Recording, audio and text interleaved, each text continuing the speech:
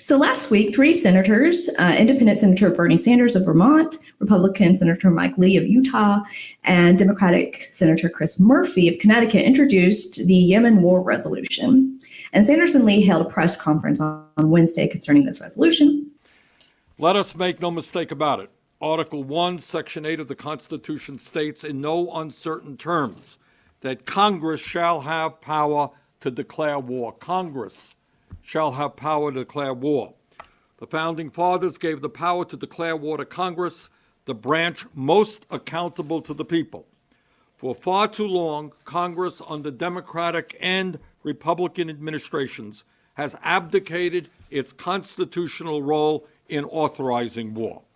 The time is long overdue for Congress to reassert its constitutional authority.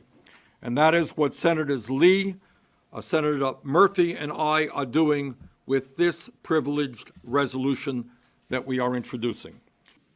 So just to give you some background information, Yemen is the poorest country in the Middle East, and it has been in civil war since 2015.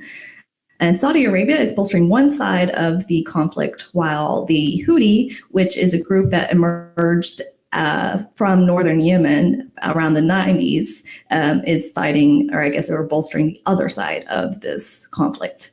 So last year, the House voted an overwhelming majority with 366 to 30 nays to adopt a resolution stating that the U.S. was not authorized to aid Saudi Arabia in its involvement in the Yemen war. This didn't seem to stop America from doing just that, as we continue to actually provide Saudis with intelligence, act as fuel, support for their bombings, and even solidified weapon deals with them throughout this conflict. So this resolution is citing a law that was passed in 1973 that came about because of America's involvement in Vietnam. And so that resolution was called the War Powers Resolution, and it was created to keep the president's ability to initiate war in check. But also it gave the president the power to act as if, quote, a national emergency created by attack upon the U.S., its territories or possessions, or its armed forces. So this piece of War Powers Resolution seems to have expanded a lot in the last 45 years, which is the reason America is now involved in 8 different wars and interventions. So the Yemen War Resolution is designed to get rid of that power that was granted to the sitting president. And the particular power that it's trying to remove is, I guess, starting conflicts without Congress's approval. Or I guess aiding conflicts without Congress's approval as well. So also I should note that this abuse of power did not start with Trump, and it is not limited to Republicans. So if you remember, we were still involved in, I guess, 7 different war and conflicts under the Obama administration. On Wednesday, Senator Lee stated that, importantly, this legislation is neither liberal nor conservative. It's neither Democrat nor Republican. This is an American principle, a constitutional principle, but it is constitutional in a uniquely American way. He went on to describe why our founding fathers did not want to give that much power to one person, but rather make declaring war a shared power. As James Madison explained in Federalist 69, one of the things that would come to differentiate the American form of government, the American Republic, from the monarchy, from our old system of government prior to the Revolution, was that our chief executive would not be exclusively empowered to initiate war. Instead, there would be a shared power, a power belonging to the people's elected representatives in Congress, the branch of government most accountable to the people, elected at regular intervals.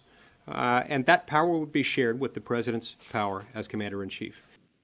So Senator Sanders stated that every armed conflict that America engages in must be consistent with the Constitution and must be lawful.